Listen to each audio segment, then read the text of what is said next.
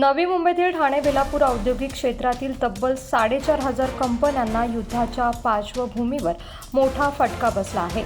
आयात निर्यात ठप्प असून कच्च्या मालाच्या वाढत्या किमतींमुळे पुढील आठवड्यात या क्षेत्रातील 50% कारखाने बंद पडण्याची भीती व्यक्त केली जात आहे। यामुळे नवी मुंबईतील 10 लाख कामगारांना उपासमारीचा धोका निर्माण होऊ शकतोय असा इशारा स्मॉल स्केल इंडस्ट्री असोसिएशनने दिला आहे। औद्योगिक क्षेत्रालाच फटका बसलेला आहे। जसं मी गेल्या वेळेस सांगितलं की इराण आणि इस्रायलमध्ये किंवा दुबई बॉम्ब पडत नाही, आपल्याकडे ऑलरेडी बॉम्ब पडतोय।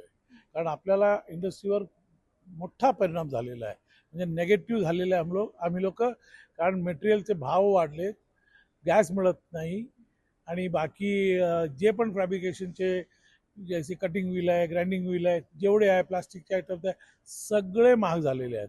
कुठलाही एक आयटम असं नाही की महाग नाही झालेलं आहे। आज तुम्ही पण घर चालवता, तुम्ही जाऊन बघा काय भाव नाही वाढले, सगळ्या वस्तूला याच्यावर परिणाम झालेला आहे। आणि जे जे इम्पोर्ट आयटम्स आहेत त्याच्यावर तर जास्त परिणाम झालेले आहे, कारण शिप कमी येत आहे, कंटेनरचे भाव वाढलेले आहेत, त्यामुळे कोणच माल आता घेणार नाही आणि फार्मास्युटिकल इंडस्ट्री भरपूर सफर होणार आहे। याच्यात नाही येणार तर कॉन्ट्रॅक्ट वर्कर्स सगळेच घरी बसतात।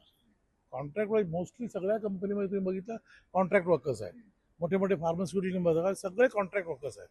तर ते काय बोलणार, तुम्ही घरी बसा, जोपर्यंत मला मटेरियल माल येत नाही मी काय करू, तर तुम्ही घरी बसा।